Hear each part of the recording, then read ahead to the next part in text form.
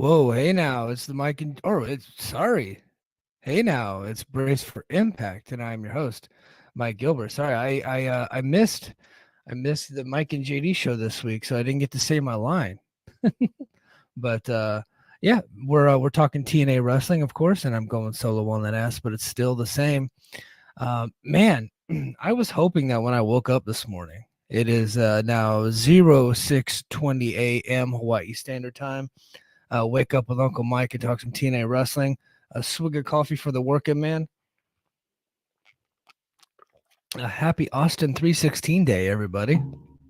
I my favorite wrestler growing up, like I would say like in the mid to late 90s was Stone Cold, and to this day. I love going back and watching old Stone Cold matches, even like his early WCW Steve Austin stuff. I love it. And so I love his podcast. I love everything about Stone Cold Steve Austin. He's a fantastic. So yeah, happy Austin 316 day, everybody. I hope you're doing well. I am doing well. I had to miss the Mike and JD show on Thursday because I had a family situation pop up. Everybody's good. Everybody is safe. Everybody's happy. We're actually happier now. So, but it was like a last minute thing. It took me out of pocket for a little bit. So I wasn't able to make it, and I did not want to postpone the show this week. So I like consistency. It's very important to me. And maybe it's because I'm like, 20 years in the military where I like everything. I like being on time. I like consistency. I like things to be uniform. I like having a format. I'm even though I can deviate from the format of things, and we're going to this week for Brace for Impact because unfortunately, like I said, I woke up this morning and it's not unfortunate that I woke up. It's very fortunate, but it's unfortunate that I woke up and there wasn't much to talk about in regards to TNA. I was hoping that I would wake up and there like some type of news would be available. Somebody got signed, somebody got disgruntled. Scott D'Amore got arrested, or Big Con was caught up in like an international scheme that's going to take him out of his match coming up against PCO in Philadelphia, like something like that. I was hoping that we had like a big story, but we don't. and while the episode was good this week, the episodes are always pretty good. They're just not newsworthy episodes. I think we have a couple of things that I'm going to dive into with the episode that I thought were interesting. But it was a typical episode of Impact. So not a ton of news to talk about. I did just read that Matt Hardy, the broken man himself, and boy is he broken, like literally and figuratively, is currently renegotiating with AEW. At least he hopes he can negotiate a new deal with AEW. I think that if AEW brings him back, he's going to be like a producer. They're going to give him some type of coaching role. I think that's what because he in the ring he just doesn't have it. But I did talk about here last week on Sacrifice, and I know JD and I talked about it last week on the Mike and JD show.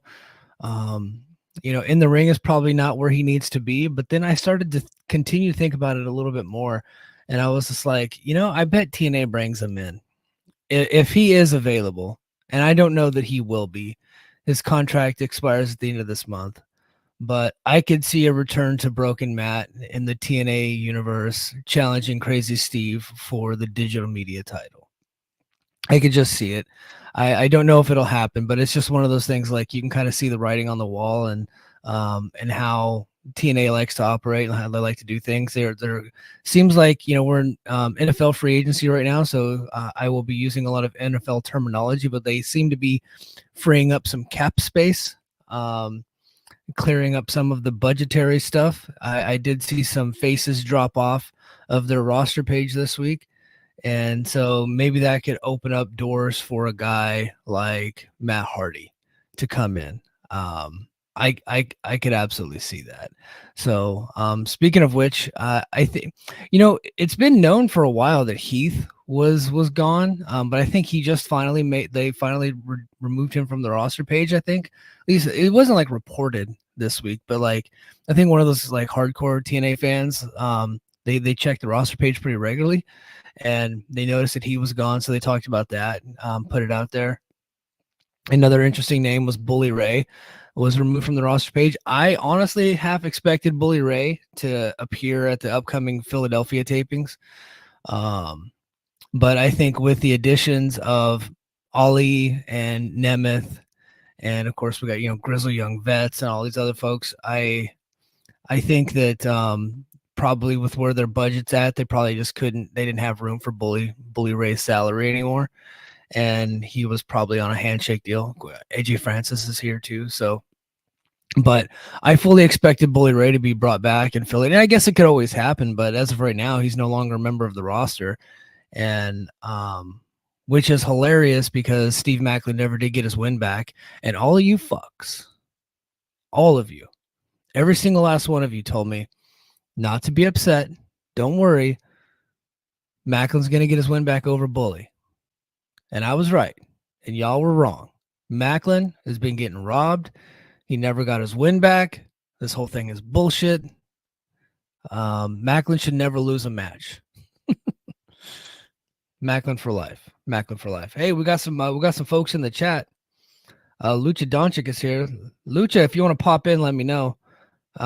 He's here, and then of course we got the homie Dre. Dre is here.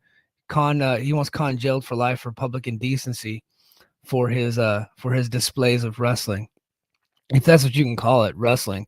I don't know, I don't know. I don't really have any new things to make up or to make fun of him about this week because he didn't wrestle. But I think that I'll have some new material when he inevitably wrestles PCO at these upcoming Philadelphia tapings. So, which I don't know how those tapings are looking right now, but I think that match, and I think there's a Motor City Machine Guns match that's been announced for those. So the only real story that had come out in the last couple of days regarding TNA is the updated Hard to Kill numbers. And Dave covered it in his Observer, and I don't have the Observer in front of me right now, so forgive me, but it was we're looking at over 60,000 buys. I think he, with all the different factors in play, with the over 20,000 television buys, I think that he's been able to get.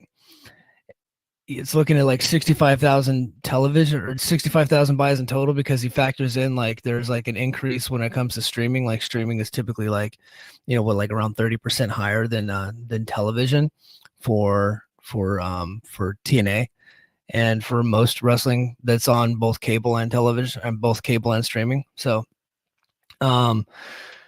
yeah, so it's looking like it broke the all-time record of 60,000 buys, which was Samoa Joe and Kurt Angle at Lockdown 2008. That record stood all through the Hogan era. In fact, I don't think they ever even got close. So Dixie Carter thought by bringing in Hulk Hogan and Eric Bischoff, they could probably get back to those 2008 numbers, because 2009 almost kind of fell off a cliff a little bit. Despite the fact that I thought it was a decent year, but it did kind of drop off dramatically. I think they thought by bringing in Hulk Hogan, and I'm going to get into the Immortal faction coming up, because not today. I'm actually going to do a full recap of the Immortal video because Dre requested it. So I'm like, okay. So I started watching that this morning, but she thought that in 2010, that when they brought in Hogan and Bischoff and RVD and all these big names, that they would be able to get back to that number, and they just never could. Like, no matter what they did, no matter who they brought in, they couldn't get past a certain level. It didn't matter what match they put on television; they always kind of like stayed pretty much the same. Their average television rating, which was anywhere from 1 to 2 million. They could hardly ever break that. And so that became like a huge issue. And we're seeing it right now in AEW too. When the number one is strong, number two just doesn't matter, no matter what number two does. they're not really going to break over a certain threshold. AEW, popped dramatically whenever they brought in CM Punk, and then inevitably, while he did increase the business like quite a bit whenever he first came in, and then there was this big drop off, but it was still better than what it was before he got there. And when we're talking like the pay-per-view business and all of the $1 million gates that they had, the ratings kind of leveled off, and then they could never get back over that certain threshold. And that we saw that earlier this week with Mercedes Moné. She was able to help pop a house in Boston, which is not her hometown, by the way. That pisses me off. She's from Fairfield, California. She's born and raised in Fairfield, California, the town that I used to live in. But she claims Boston because she was there when she was a teenager, and that's more trendy. Like, obviously, if you're from Boston or Fairfield, right, or if you lived in both places, the more popular answer is going to be Boston. And telling people you're from Boston will get, especially if you're a pro wrestler, will help you draw in the city of Boston, because people that are from Boston are very, they're very proud to be from Boston. They're mass holes. They like to tell you that they're from Boston. They like to brag about being from Boston. It's like a whole thing. It's like a whole culture over there. There's nobody that's like proud to be from Fairfield. Although I happen to like that city. It's like I think like 130,000 people. I lived there for 5 years, bouncing around between Fairfield and Vacaville, which are like sister cities. Just there, it's like right in between San Francisco and Sacramento. And Fairfield is like still technically considered the Bay Area, because like you can actually access the Bay from there. It's like on the very much the northeast end of the Bay, but you can actually access, so you can actually get in Fairfield and hop in like the marshlands on a boat, and then you can get to San Francisco. You can't from Vacaville. It's more close to Sacramento for all you geography majors out there. But yeah, so she claims that she's from Boston, and that I was able to help get them a really good house in the TD Garden Arena in Boston. But the rating didn't really do much. It just didn't. And so that's kind of that's what life is like as the number 2 wrestling promotion in the world. What you do almost doesn't matter. Like, you can do all this crazy shit and you're never going to get it past a certain threshold. And we learned that with TNA. Once WWF killed WCW, it made it to where no other promotion could really ever threaten them. And I don't know other promotion ever will, just because they're the top dogs. They're the UFC. Right, Bellator did some really Bellator pop numbers every once in a while, and they would sell a lot of tickets in certain places, especially internationally. But they could just never come close to threatening UFC, and then they inevitably went out of business. So, because they were constantly trying to compete with UFC and signing all the UFC talent. Whenever they would get released, they would give big money to fucking like Benson Henderson and guys like that. So, yeah, I kind of went off on a little bit of a tangent there, but yeah, so they never could get past that lockdown 2008 threshold until Hard to Kill earlier this year in January. And they did it without having television for 2 months prior to it, which makes me question what we're doing on Access. Meaning, like, should I even care? I'm very much at the point where I don't look at the ratings for Access anymore, because I just realized that the ratings for TNA on Access just doesn't matter. It really doesn't, because it doesn't really, like, they could do no viewers, and then obviously if they do well on social media, they could probably, like, if they can get a good social media campaign, which is what they did for Hard to Kill very much was built on social media. It really was, and local marketing to get that many people in there, to break their record gate for them owning, for an Anthem owned promotion. And then on social media, they built it up to where they can do their record pay-per-view business in the company's history, which is incredible considering they had eras where they were doing over 2 million viewers on Spike TV. And the latest rating that I have, which was from a few weeks ago, was like 85,000. Right. And in the fourth quarter, they were doing, there were some episodes that dipped below that because it was mostly recap episodes and best of type of stuff. And that's what you got leading into Hard to Kill. It just didn't matter. They promoted the whole thing on social media and on YouTube, and they highlighted the fact that they're changing from Impact to TNA, and we're bringing TNA back. And there's a lot of people in those rural areas that watched TNA on Spike that kind of missed it. So when TNA went away on Spike, and they just didn't get, they could have, increased their cable package to be able to get them on Destination America or Pop TV or Access TV, but they just never did. And they saw, oh, TNA is back, cool, let me check this out, right? And they probably saw a commercial for it, or they just saw it on their pay-per-view box on the TV guide, and it's like, I bought it, and it's like, oh, hell yeah, let's watch. But it didn't really lead to anybody watching on Access. It just doesn't matter. I'm honestly at the point where I don't know how much money they make from this YouTube Ultimate Insiders. They got me again this week because I wanted to watch Sacrifice and I didn't want to get kicked off of my friend Matt's account. I think I'm almost at the point where it might just be better for them if they just went live on YouTube, and Access. Keep it on Access, but just make it free on YouTube at this point. I think I'm there. I know they practically do that already by clipping the matches, but considering that they did this record pay-per-view with just a social media campaign essentially, it makes me question the value of even being on Access. Like, do you even really should you even care at this point? If you're TNA, if you can get on a bigger network, obviously. But I think that going if you do Access and YouTube, like for free on YouTube and load it up with ads and generate the revenue that way, because I think their YouTube business is pretty good. If they did that and people could see the numbers every week, how many people are actually watching the YouTube video, and those numbers I would imagine would be pretty high. Would that lead to being able to get a deal somewhere else? I don't know. And then you can still do the Ultimate Insiders, just like a commercial-free version of it. And then you got people pay for, the weekly show, but I pay $5 for the monthly special. That's what I pay for. I think people would still pay the $5 because you get the monthly special to be a part of it. And then you give them different perks, like all the different shoulder programming. But if you just the main show, just put it free on YouTube. I think that would, I'm almost at the point where that would be more valuable to TNA overall than the Ultimate Insiders, than keeping it behind the paywall.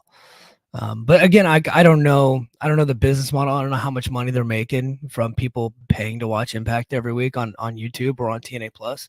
I do know that they're pretty happy with the subscriber count, but would you get less subscribers if you made the weekly show for free? I don't know. I don't know. So they have those numbers, but I think it's worth a discussion if I'm them, just putting it for free on YouTube. And then you still clip the matches, because I think those will still do very good. Clipping each match, clipping each segment. As I'm learning the YouTube business, I think that could absolutely work. Hold on, I got an intruder. What's up, baby girl? Okay, go ahead. My daughter has entered the room. She needs more paper. What are you drawing, honey? I'm learning. You're learning. Are you doing your art videos on YouTube? Yeah. Yeah. What do they got you drawing? A donut kitty. A donut. She's drawing a donut kitty. Well, that's cool thing. Yeah, that's cool. So donut kitty corn. Okay. All right, honey. Make sure you shut the door behind you, okay? Okay. All right, love you. Bye. Yep, sorry we had a little bit of intruder there. But yeah, so that's what I'm thinking. I also had a theory I just wanted to run by you guys. Again, there's no Impact news this week. There's no TNA news. So I just have to come up with shit to talk about.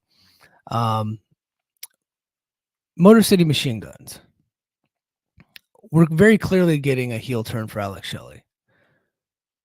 and I think we're getting a heel turn for Chris Sabin too. And I'm going to get into the match here in a little bit that he had with Mustafa Ali. And they're teasing something, but I found this to be very interesting that on April 21st, the night after Rebellion, the TV taping night, Motor City Machine Guns are booked elsewhere.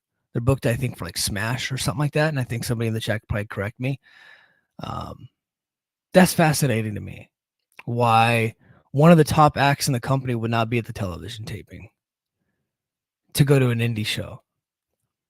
And the theory is, and there are a couple of people had this theory that that are in my this chat group that I have.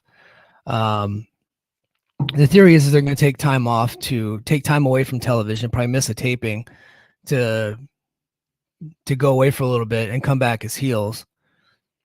I don't think that they need to leave to do that. I think they could just turn heel and still be on the show. But why you would let them go work an indie show during a television taping? Keep in mind the television tapings at the Palms, where they only at this point. I'm not going to get into the seat counting for the Palms because we know that like the lead up, the week of the event is when they're going to start selling tickets. Because that's kind of a last minute walk up town. But if one of your top acts is advertised elsewhere, that can't help you with ticket sales. It's not going to help. It can only hurt. So why would they do that? It makes no sense. Now, and some might argue that maybe they're leaving the company. I don't think that's the case, because they just re-signed last year and it was like considered a multiple year deal. Now maybe those budget cuts are starting to happen, and that's where we're seeing that right now. But this doesn't make any freaking sense to me. Why you would have the Guns working elsewhere on a TV taping night in the Pearl at the Palms when it's very important to the company to sell tickets, to get as many people in there as you possibly can. The Guns can only help with that, especially if you turn them heel, right? That makes absolutely no freaking sense to me. And lastly, before we get into the recap, Rebellion, we got some Rebellion matches announced. And we got Nick Nemeth. He's going to be challenging for Moose. I think we all saw this coming.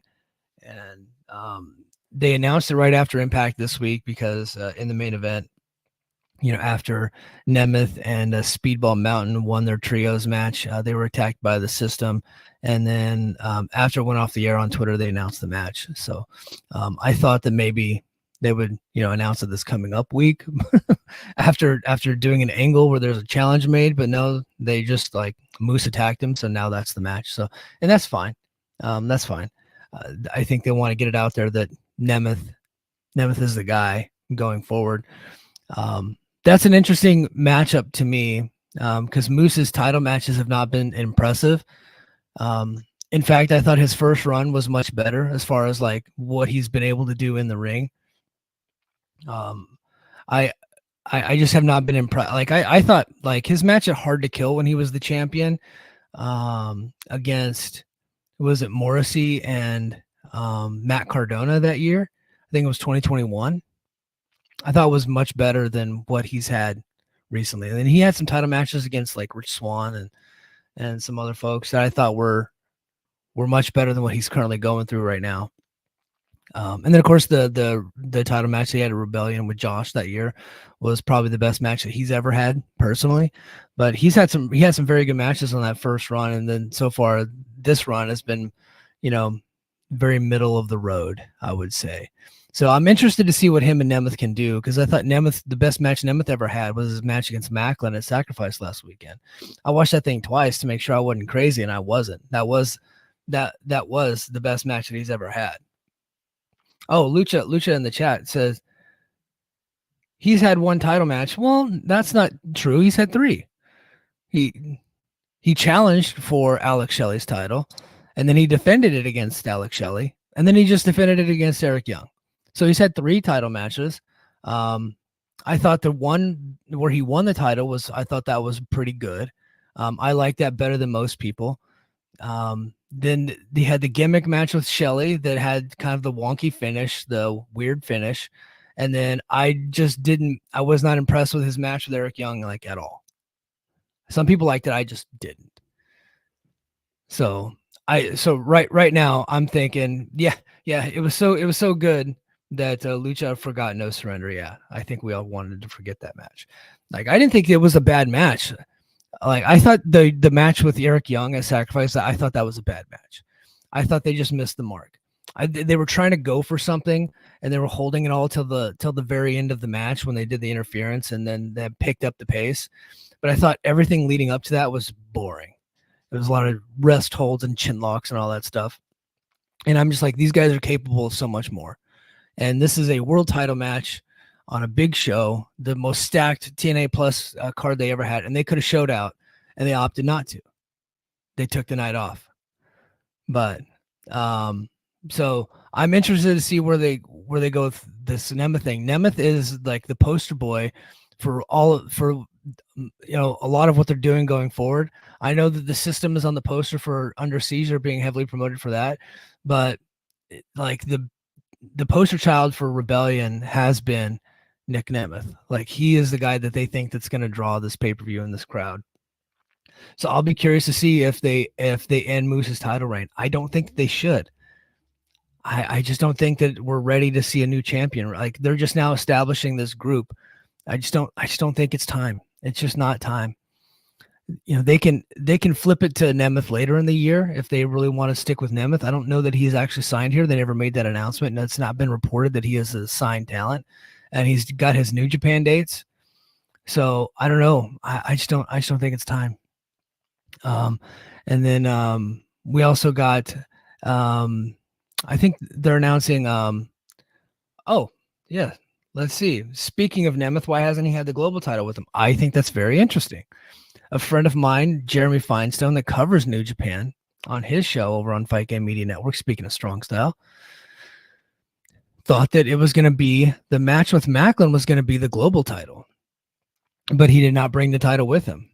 And I think it's because I don't think they want to promote him as the global champion, although they have said that. I don't think they want to promote him as the global champion. I think it's because he's losing to Moose, right? And they don't want it to be like, to insult their partners in New Japan. They just put this title on him, and he's coming over holding that title, and then he loses to Moose in a champion versus champion match. So they don't really want to promote that. So I think that's why, because it gives them flexibility to let him lose. But if they bring him in as the global champion, they'll probably feel compelled to make him win everything. And that removes the flexibility that they have with Nemeth. So I think that's why. I could be wrong. I know that the partnership between New Japan and TNA has slowed down since they had Okada.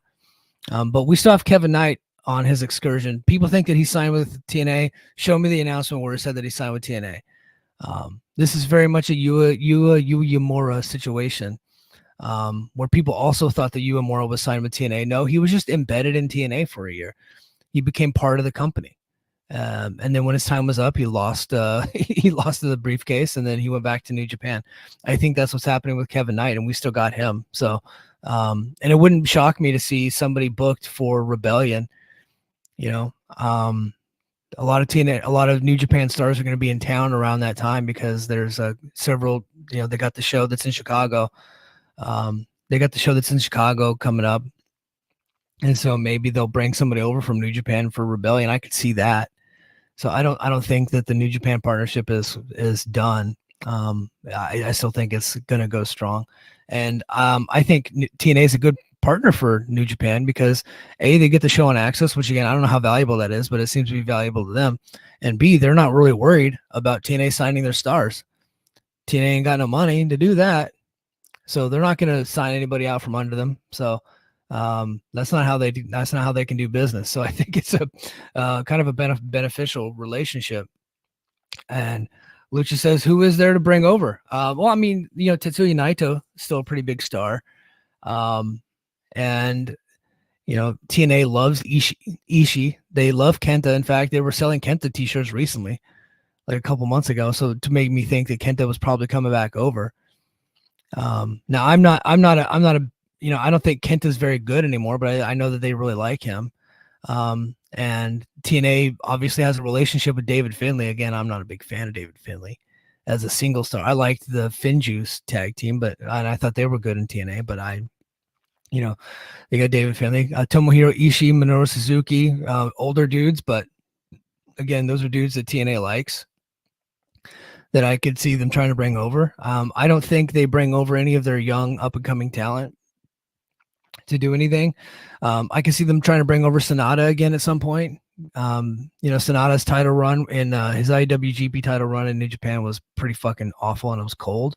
But when he came over last year and wrestled Jake something, I thought he looked really good. And I thought it was kind of cool to see him return to TNA. So they got that relationship there too. So they still have some talent. I mean, we never really got a match with Hiromu Takahashi in TNA. I'd like to see that. At one point they were teasing a match with Ace Austin, and we just never got it. I'd like to see Hiromu come over, mix it up in the X division a little bit, even if just for a pay-per-view. That I think that would be fun. A pay-per-view or a TV taping, series. That would be fun. So New Japan still has some guys, and then Lucha also brings up the AAA partnership has been kind of quiet since Hard to Kill.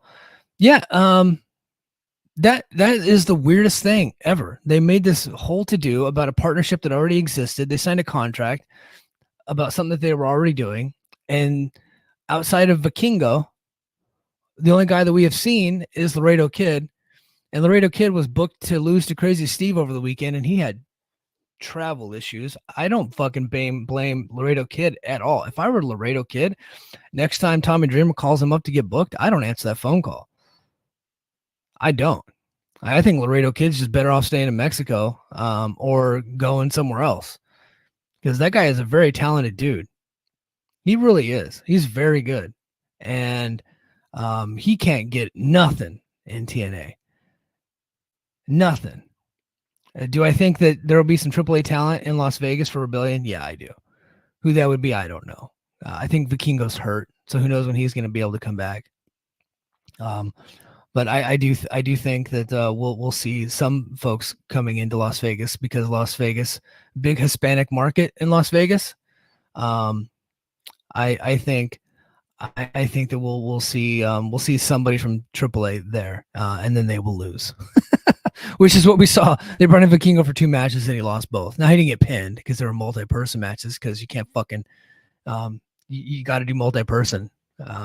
But they didn't want to put Vikingo over. So, but yeah, he came in, lost 2 matches, and that was all we saw of Vikingo. But so yeah, lastly, before I get into the recap, I just thought of another thing that I wanted to talk about. Rebellion is going to be on 420, and this makes Lucha Doncic very happy. And during the episode, we saw kind of a breakup between the Rascals and Steve Macklin. I could see Steve Macklin finding another tag team to team up with, depending on how things go with his contract. He just lost 2 matches in a row, got pinned twice in a row. We kind of see how that works with TNA. I think it's probably inevitable at this point that he's on his way out. But and that's unfortunate. But he did say that he's like hoping to resign. But I think that he's just being very nice. You see people say that a lot about their current team. I hope it works out. Yeah, which means like I hope I get a lot more money from somebody else. But like it's not impossible that he would resign, but I think it's improbable at this point, especially with how they're booking him. He had the best match in Nick Nemeth's career, followed by a trios match where he got abandoned by his partners, and then he did the job, cleaned everybody. So is what it is there. But the Rascals, turn their backs on him, maybe even as a babyface move. And we got Steve Macklin. Maybe he finds a couple partners, heads into Rebellion. So I got a tag team. Lucha Doncic says maybe the Machine Guns. I can see that, or the Grizzly Young Vets. I can see that too. And they go into Rebellion. Rascals, why don't you bring somebody on 420? Why don't you find a guy out there?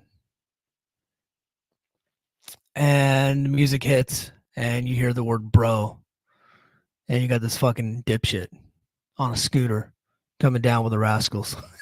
it almost makes perfect sense. Riddle has been talking about coming into TNA since he got released, and they just never did it. And I think what they were probably doing was, we'll let Riddle go to MLW. We'll let him work the indies for a little bit, and then we'll let him go to Japan. And he worked the New Japan stateside shows, and he went to New Japan proper. He became the television champion. He defeated Tanahashi. And I think they're probably like, okay, well, we'll see how he behaves working for people that we know that we could probably reach out to and like, hey, how's he been? How's his behavior been? And they can monitor the backlash. And really, outside of David Bixenspan and outside of Matt Stryker saying some stupid shit on commentary, there hasn't been any backlash. Really hasn't. Like, nobody has made less money because they brought in Matt Riddle. They just haven't.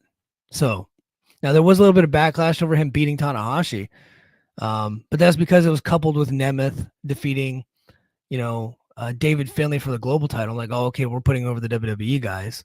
That's not what New Japan does. And so that's been kind of like, it wasn't because he was there. It was just because of the booking.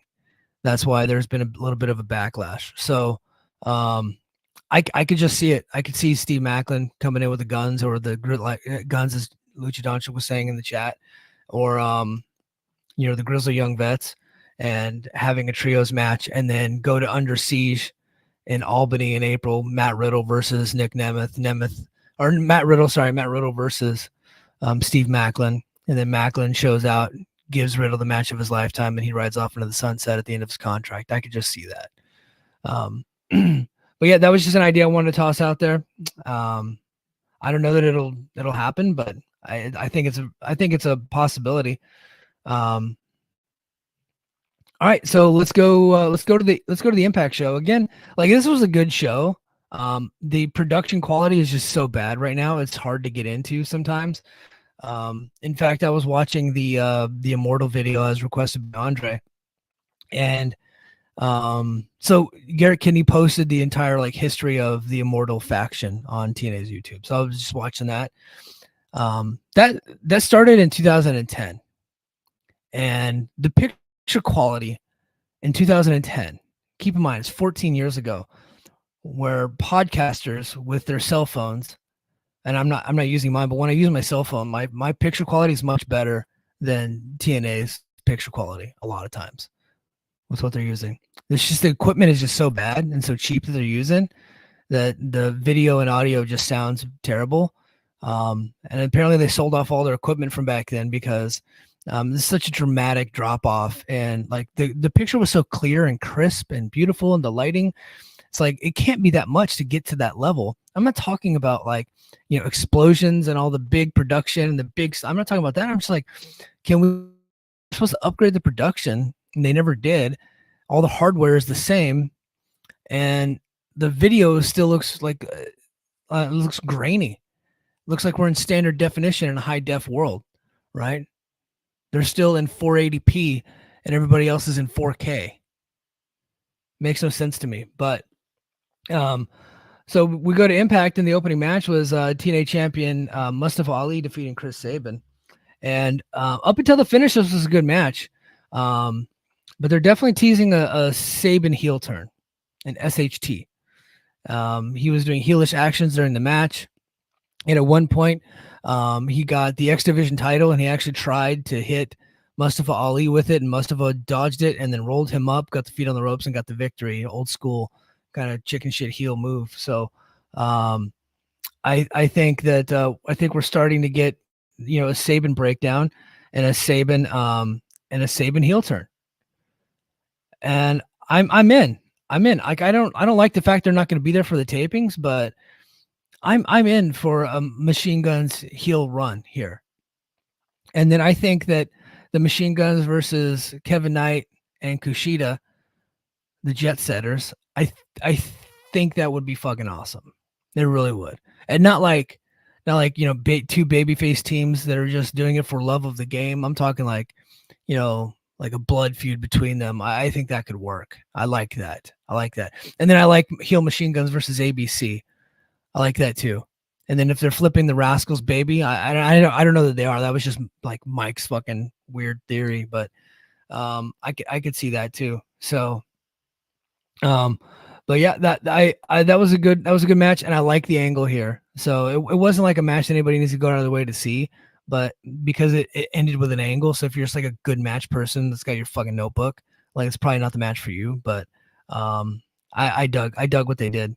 Then we go backstage. Bailey 7 and Nemeth were with Jim Miller and cut a weird promo. I think they were trying to do a Kenny Loggins thing, but they didn't know the words. Highway to the Danger Zone. They said they're the best trio in wrestling. That brings me to my point. Are they building a trios division? Lucha in the chat says trios division coming together nicely. Kind of seems like they're building a trios division, which is weird because we don't have that many like actual tag teams. We got no women on the roster, but it seems like they're building a trios division. Is right now, I know they just broke up a little bit, but Macklin and the Rascals, you got Nemeth and Speedball Mountain, you got the System, Ali and the Grizzly Young Vets. He did their trio stuff. Shelly, Sabin, and Kushida were a trio for a little bit. It kind of seems like they were doing something, but I don't know. I hope not. I don't think they need it. I think they just need to just have a really deep tag team division. That would make me happy. Then Josh Alexander came down to the ring to address his fans. He's in his gear. So that a match is coming up next. But Alexander said that last year he'd given up the championship in Windsor, and in a response to fans saying he'd win it back, Alexander agreed. He said every match he has had a rung on the ladder, but Hammerstone actually beat him, though by cheating, kicking him in the nuts. Alexander said that he wouldn't stop fighting and would keep getting up for the first time in a long time. He's focused on something other than titles, and it's coming for Hammerstone. Looks like we're getting the third match between them, the rubber match at Rebellion. Looks like it. I don't know if that's the case, but looks like it. Then Alpha Bravo and Oleg Prudius came out. Bravo claimed that Dirty Dango softened him up. Dango attacked Alexander from behind and got dumped over the ropes to the floor.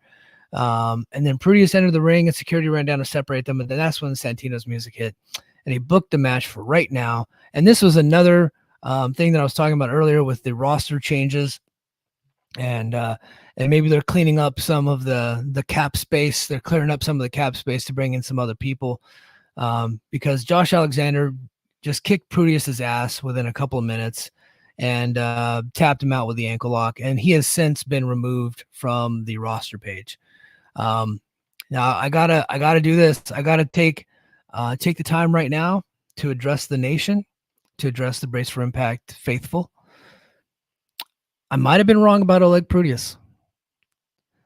I was all in on them bringing him in, and because he looks like a mean motor scooter, man. He does. Just that he's got that big head. He's like Eastern European. I think he's like Ukrainian or something. Just like a bad motherfucker.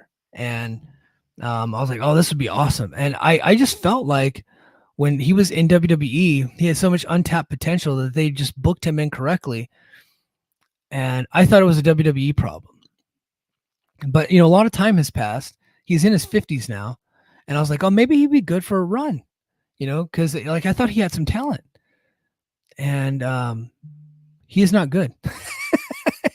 Every time he's been in the ring since then, just not impressive. Just 2 left feet. The time off, sometimes you can take time off and come back and then maybe still be pretty good, or maybe if sometimes you've learned and maybe you're a little bit better.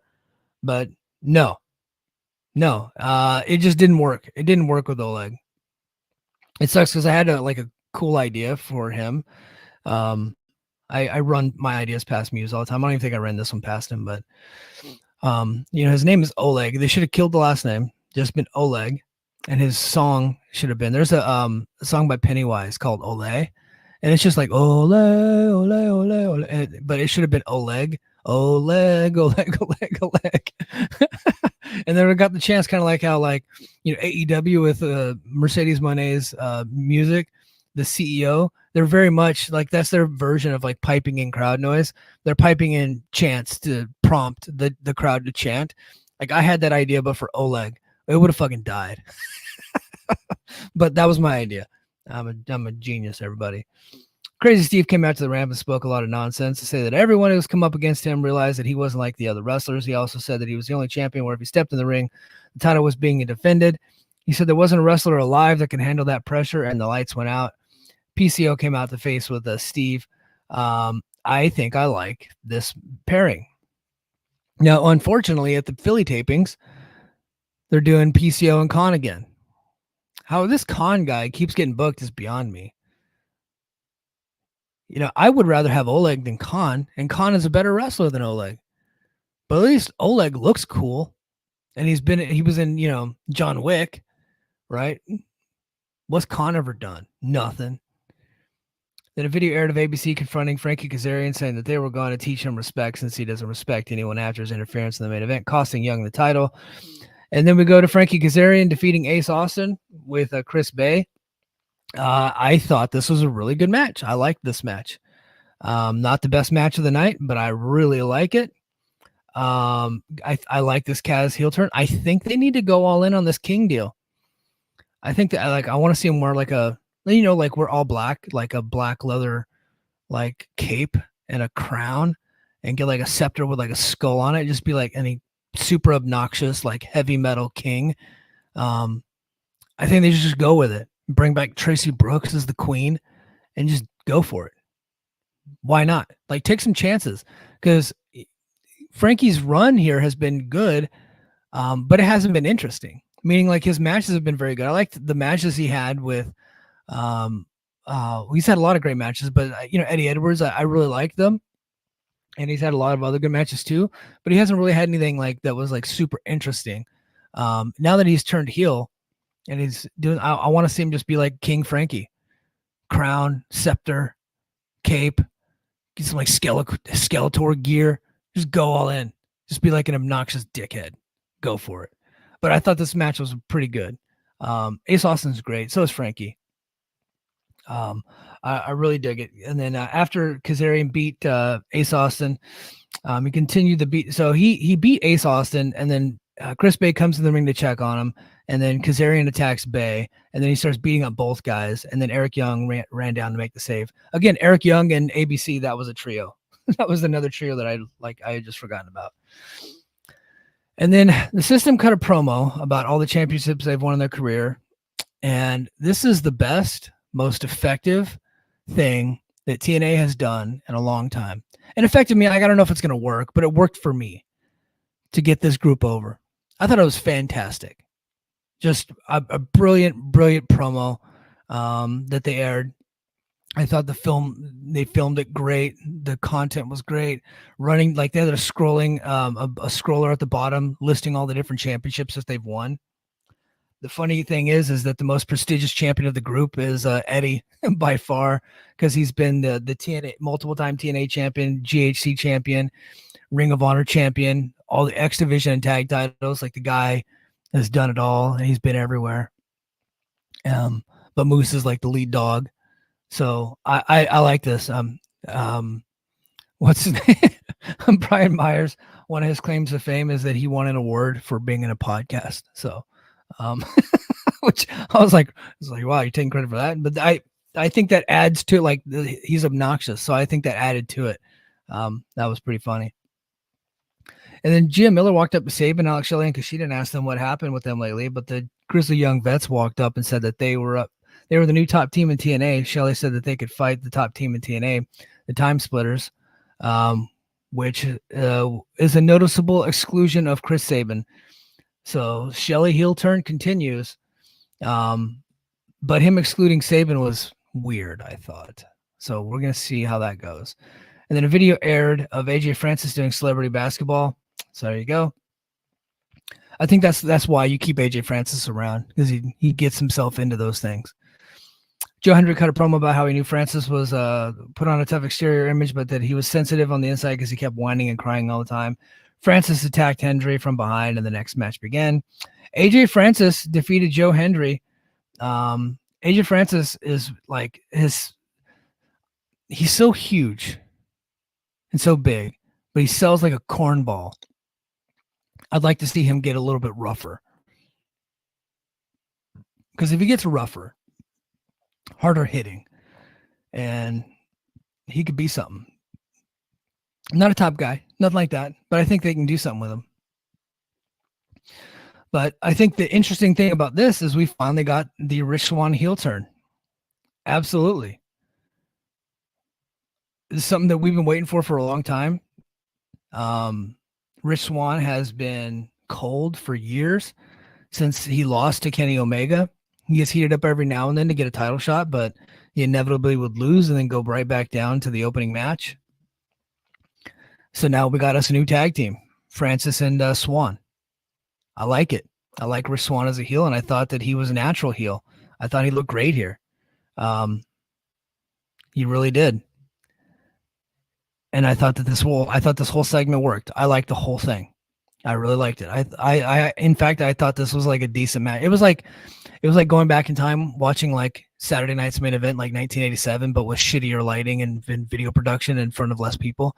But like Joe Hendry very much works like a 1980s or 1990s wrestler, like a WWF wrestler. I feel like Joe Hendry's like the modern Eli Drake, and that he is just he's auditioning for Triple H every day. Like, because honest to God, if Joe Hendry was in WWE right now, he'd be like one of their hottest stars. He really would.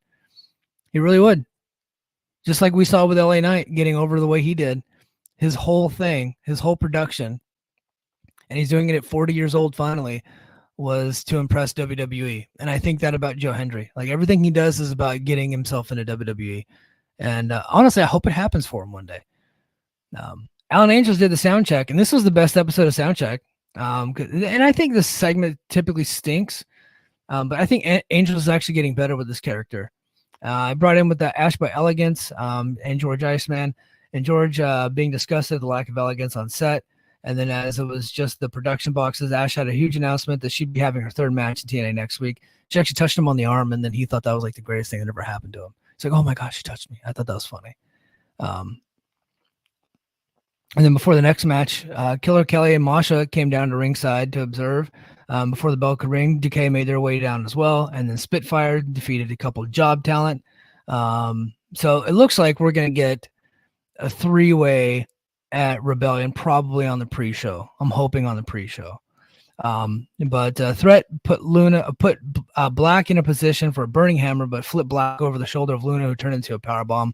I like that move, I think. And I like this. Look, I originally thought that maybe like MK Ultra was like breaking up, or like Killer Kelly got fired, but I think they only have 3 teams, and so they're all just trying to make them like stronger teams, so they're all just taking turns with the title. so that way they can head into the match at Rebellion. And then we go to the main event. I like the fact I like this main event, but here's my problem with it. And I'm gonna head to the chat. So Speedball Mountain and Nick Nemeth defeated the Rascals and Steve Macklin. This is where the Steve Macklin actually accidentally hit Trey Miguel with a scud, and Zachary Wentz pushed him, and then Macklin pushed him back. They left him high and dry, and then he went into the ring and he got defeated. And so here's what I like. I thought the match was very good. I like the angle at the end. Okay, here's what I didn't like. I want to say this is the 3rd or 4th trios main event we've had on Impact in the last month. We just had different variable trios matches, and they're all basically the same. They start off nice. There's a little bit of a lull in the action, and then they pick it up. Everybody's hitting all their big move, big move, big move, big move, big move. And then this one, it was all the big moves followed by an angle, followed by the finish, right? They got to switch it up a little bit. It's like, can we get something different? Right? Can we switch it up? So that's my criticism. I feel like I've seen this match too many times this month, just with different people. It's all the same. But this match had the angle, like breakup of Macklin and the Rascals. They left them high and dry. They Speedball Mountain and Nemeth got the finish where they defeated him. And then Moose and the System obviously came in and got the beat down on Nemeth and the Rascal, or Nemeth and Speedball Mountain, leading to Nemeth versus Moose at Rebellion. And of course, they made the announcement of Speedball Mountain, who I think have won a grand total of one tag team match. No, two tag team matches. Are now the number one contenders, and they will be getting a title shot against Brian Myers and Eddie Edwards at Rebellion. So we got those matches, and I think Mustafa Ali's opponent gets named this week. I know who it is already, but I'm not going to spoil it. So if you read the spoilers, you already know. So I'll just let you have it. I'm not gonna spoil that. But and then we're probably getting Jordan Grace versus Ash by Botox there, and then of course the trios. Yes. Oh, Lucha corrects me in the chat. Yes, they have 2 wins, both versus the Rascals, and so now they are the number one contenders. Hey, look, when you don't really have depth in the division, that's all you can do. But I think, I think they have a good opportunity with Explosion to be able to just kind of like rack up wins for guys. And for like, if they're trying to build somebody, they can just get some dubs that way, but they just don't really utilize it. Like tonight, Spitfire beat a Jobber tag team. And I think that's a good way to do it. I really do. Yeah. And, Lucha says, sad thing is there's depth in it. Yeah. So the division is as deep as it's ever been. They're up to like 5 tag teams. So we got Grizzly Young Vets. We got Rascals, Speedball Mountain, which I don't think they're going to be a tag team for that long, but we got it. Machine Guns, Jet Setters, Time Splitters. Okay, that's 6. Jet Setters. So Machine Guns, Jet Setters, and Time Splitters are all in like variables. Like they're all intermingled there. And then who else we got? Yeah, so like what, 6 or 7 tag teams. Yeah. So, which is like the deepest it's ever been, I think. Lucha, no, we're not doing good hands. Sorry. Yeah, and then Swan and AJ. So yeah, we're like looking at like 7 tag teams. So yeah, the division is really actually the most deep it's ever been, and I think that we see Subculture return. I think that they're probably going to return, especially because they said they're going back to the UK this year. So that could definitely happen. So the tag team division looks pretty stacked. It's just, they just don't want to beat, they're kind of like cannibalizing each other. So I think that, it would be nice to utilize some of their undercard and their Explosion stuff to bring in some like indie tag teams to take some losses. So, but yeah. All right, guys. I think we only got one. I don't think Lucha, you need to just hop on here with me next time. I know you're on a hiatus for podcasting, but you just need to just hop on next time and we'll just do the damn thing together. But yeah, guys, I think that's going to do it for me this week. I actually cranked out an hour despite the fact that there was no news. So that's a good thing. I hope everybody enjoyed it. Thank you for being Patreon subscribers, patreon.com/TheMikeandJD Show. If you see the guys in the chat tonight, and we had a few, and they're Patreon subscribers because this is live on Patreon. And so if you want to be a part of the action, patreon.com/TheMikeandJD Show. And until next time, mahalo.